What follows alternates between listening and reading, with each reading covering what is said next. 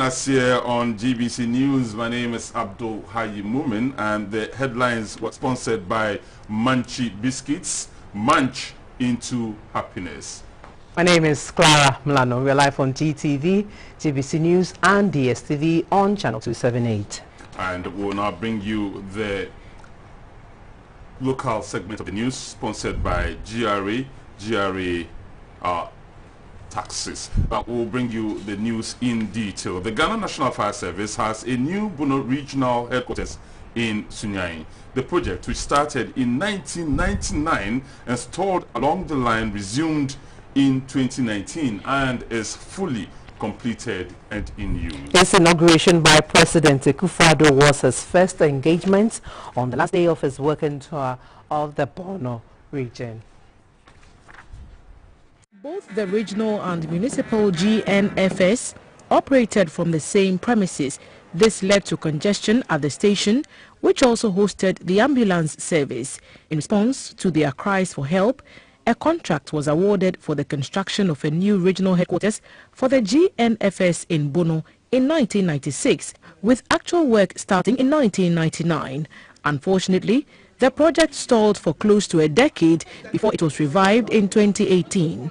After 3 years, the first phase, valued at just over 2.6 million Ghana cedis, has been completed and now inaugurated by the President. The first phase of the new HQ consists of a parade ground, an administration block and stores. Also included are an appliance bay for 4 fire tenders. The President performed the inauguration, inspected some facilities and signed the visitor's book before heading for his next engagement at the municipal hospital in Sunyani. There, the President commissioned this new maternity block. The President was also at the 3rd Garrison of the Ghana Army, where he inaugurated a new administration block built for the garrison by the Middle Belt Development Authority. The Chief Executive of the authority, Mr. Joe Dankwa, explained that their support for the Ghana Army is to shore up security in the Bono region. President Akufo-Addo also inspected work on an assembly hall and accommodation units for the soldiers. He also inspected an administration block under construction for the Sunyani West Municipal Assembly. The President also stopped at the Chira Traditional Council and paid a courtesy call on the Chief of Chira, Berima Minta Sari. The chief praised President Akufo-Addo for the many projects undertaken in his area. He was excited that the free SHS has caused the population of the Chira SHS to shoot up from under 200 to about 2,000.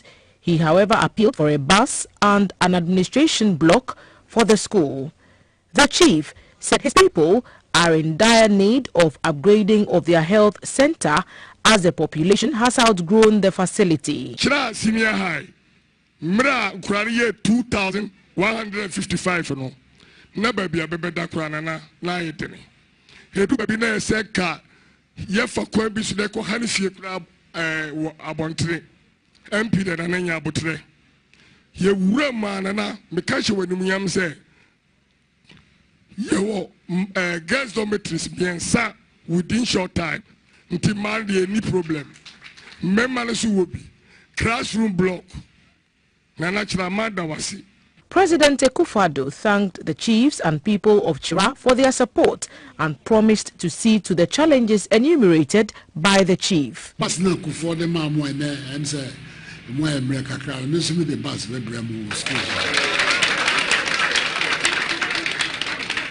Ekwana walk town road and now can assembly. A car road na ye short towns no. A cajon, the Quembia so and so. The Sunyani Teaching Hospital and the Mekawo Sunyani say a shot say name as my menu any Minister for Education. Who she said it now. Not it be to John, no be to me who acquire a faso and the teaching hospital.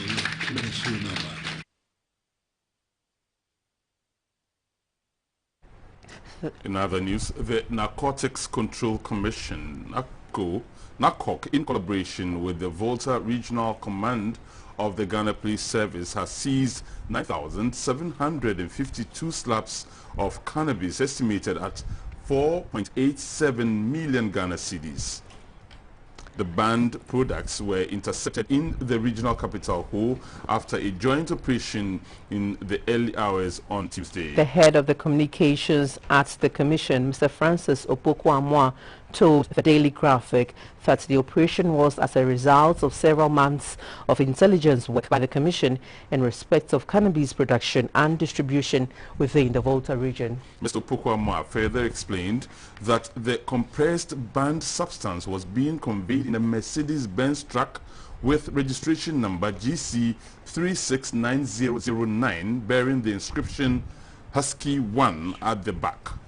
He said the cannabis was packed in 128 sacks with no cover load when the truck was intercepted in Ho by the joint team. Mr. Opoku-Amoah said further investigations was ongoing in relation to the seized consignment.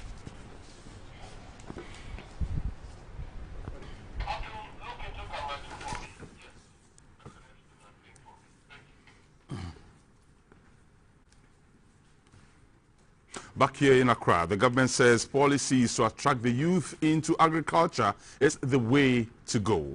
As Ghana joins the rest of the world to mark the International Youth Day, the National Youth Authority on the day launched the Youth Agric Enterprise Support Project. It is a project intended to implement programs to whip up the interests of the youth into agri-businesses. Youth and Sports Minister Mr. Mustafa Yusuf was not happy that the youth are generally not interested in agriculture despite its employment potential.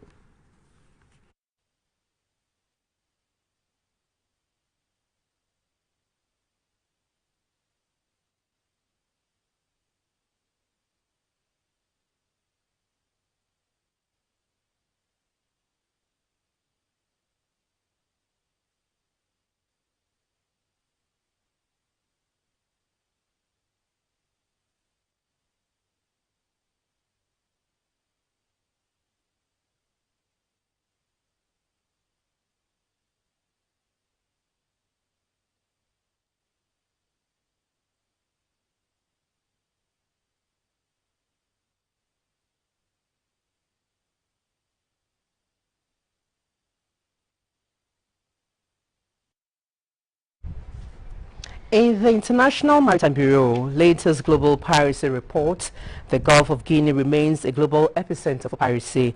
The IMB Piracy Reporting Center says in the first quarter of 2021, there were 38 piracy incidents reported on 33 vessels, as well as the kidnapping of 40 crew members within the stated period.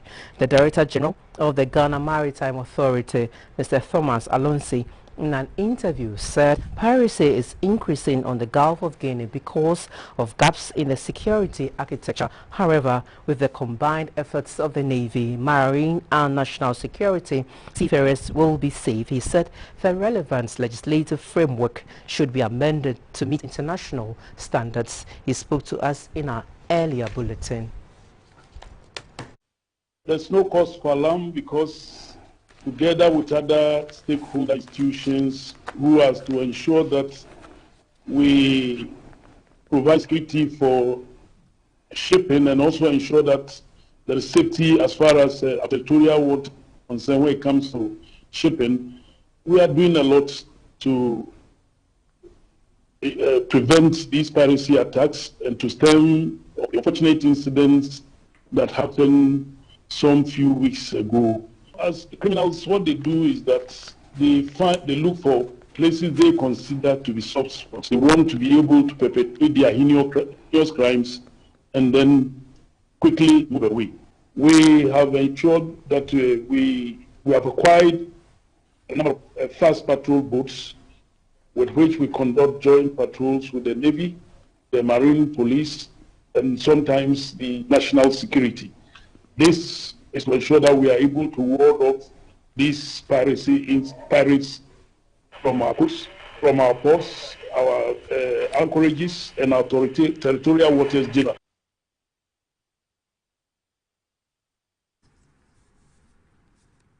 We'll return to an earlier story where we told you that the government says policies to attract the youth into agriculture is the way to go. Ghana has joined the rest of the world to mark the International Day, and the National Youth Authority on the day launched the Youth Agri-Enterprise Support Project. It is a project intended to implement programs to whip up interest of the youth into agri-businesses. Youth and Sports Minister Mr. Mustafa Yusuf was not happy that the youth are generally not interested in agriculture despite its many potential employment potentials.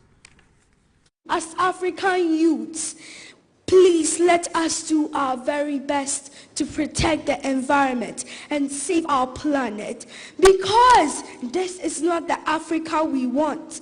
The Africa we want is a place where we have great opportunities and possibilities. From data gleaned from the Ghana Statistical Service, the youth constitute about 50% of Ghana's population. Somehow, despite the increasing rate of unemployment among the youth, very few are interested in agriculture. At the 2021 International Youth Day, major players in the agri value chain were on hand to discuss how to increase the interest of the youth in agriculture. Resource persons outlined the role of the youth in ensuring food security in any society. The chief executive of the National Youth Authority, Mr. Nelson Uswansa, said every government policy that does not center on the youth cannot succeed. Young people must be at the center of our agri policies in this country. The National Youth Authority is honored to be spearheading today's event, and we hope to deepen the discourse as well as enhance awareness and collaborations around food systems, especially on the continent of Africa. The United Nations Resident Coordinator, Mr. Charles Abani, says young people are becoming active partners in sustainable development efforts, and recognizing them will help avert some of the challenges facing the development of the country. The National Youth Authority launched the Youth Agri-Enterprise Support Project. The Minister for Youth and Sports, Mr. Mustafa Yusuf, encouraged Ghanaian youth to venture into agri-businesses since it has a higher chance of giving them employment. It is globally accepted that innovation, technology, and infrastructure are the major drivers of food systems, and these are globally known to accelerate transformation in food production, consumption, and also in policy formulation. I therefore task you to take charge of agricultural transformation and innovation here in Ghana.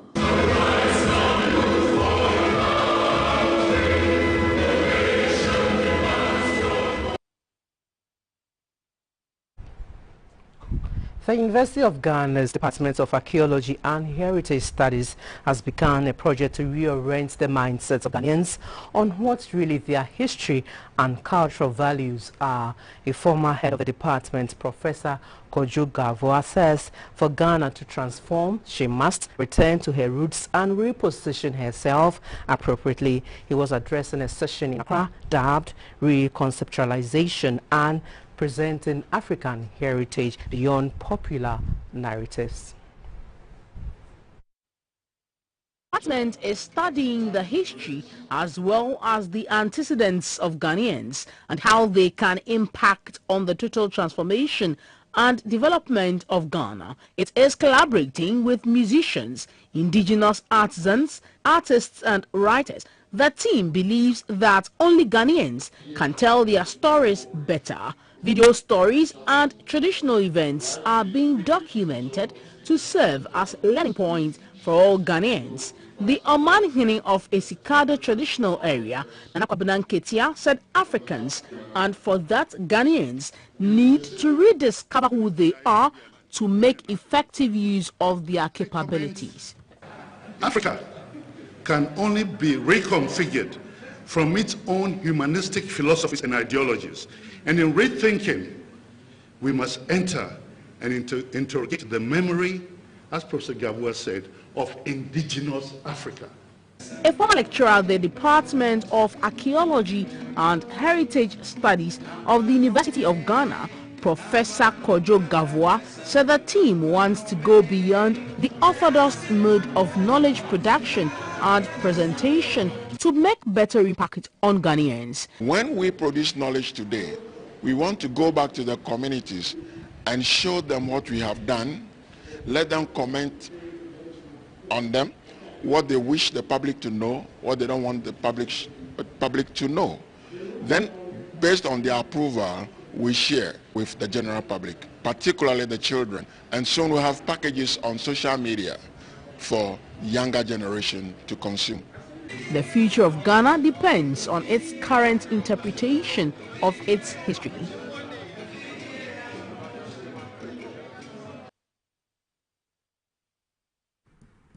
In other news, in a dawn raid on Thursday, illegal structures at parts of Odoko Akatame in Accra were demolished. Residents complained of the rather short notice, which made it impossible for them to move their wares to safety. GBC News' Clara Mlano came across the demolition. If this is your preferred place to buy phones, electrical appliances, used laptops, foodstuffs, or your while-away hunt, then you might rethink or look elsewhere, because this is the current state.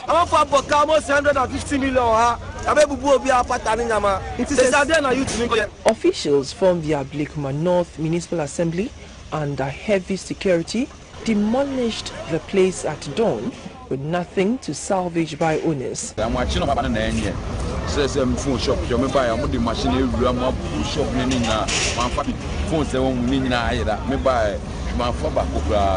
Some victims of the demolition said they had been selling here for over 2 years, and despite being served notice to move, they least expected it this soon.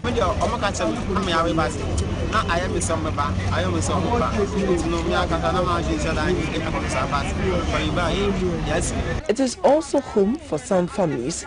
Now they are displaced.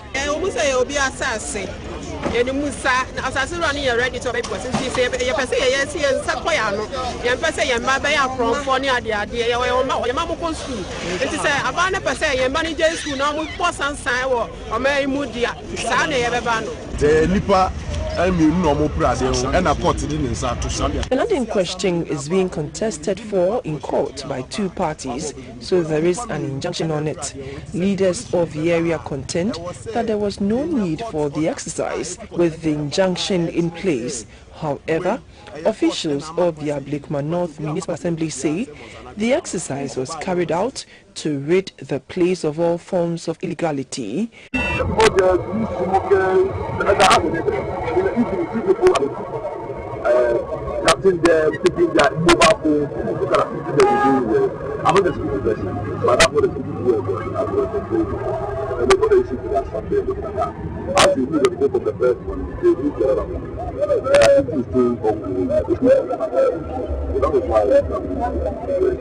In the meantime, security personnel are on guard 24/7 to prevent anyone from taking over that location again.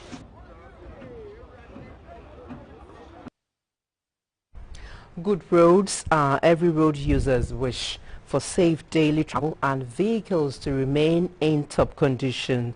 However, due to various circumstances, vehicles can veer off their lanes, but thanks to guardrails, many potentially tragic crashes are curtailed. They lessen the severity of crashes and deflect a vehicle back to the roadway. Unfortunately, in many parts of the country, some damaged guardrails are not repaired, posing danger to both motorists and pedestrians. In this report, Suyoko Kwakuche brings you the state of affairs of guardrails along the Chimoto-Fankobaya stretch of the Accra-Kumasi Highway. A guardrail is first and foremost a safety barrier intended to shield the motorist who has left the roadway. The best case scenario, if a car is veering off the road, guardrails help the car to come to rest unhindered. The story along the Ofanko barrier stretch of the Kumasi Highway is sad. The guardrails, ostensibly hit by drivers who wanted to avoid accidents, are damaged and lying dangerously on the shoulders of the road or even hanging precariously. This certainly is not what is expected on our roads. Well, the story at St. John's is also not different. Behind me, you can see that the street guardrails are all broken down. According to the people who sell along the streets, vehicles who try to avoid accidents hit these street guardrails. Driving through the Mile 7 junction, ABC and Neoplan, the story is no different. Some unscrupulous scrap metal dealers have also taken advantage of the situation by stealing the bolts and nuts and even the abandoned damaged guardrails. Even some street lights hit by drivers are also left unattended to and hanging dangerously. This, many complain, is a recipe for disaster. Our lenses also captured this disturbing spectacle at the Achimota overpass. Concrete holding the beams having chipped off with sharp objects, leaving the iron rods exposed. The news team gathered that occupants of heavy-duty trucks with loads that exceed the height limit for driving under the bridge are the main culprits. Traders and shop owners here say this is not a new phenomenon. They allege that the drivers who flout the country's regulations are mostly from neighboring Burkina Faso or Niger. We were told the trucks often got stuck under the bridge due to the height of the load, and so they chip off the concrete to enable them offload some of the goods from their trucks, freezing before reloading and continuing on their journey without a care. Many shake their heads with helplessness at this very sad and disturbing situation.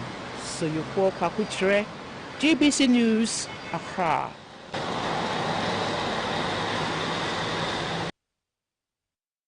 See what we do to our own roads. Yeah. We destroy them and we walk away as if it's nobody's business. Let's go for a break. We'll be right back.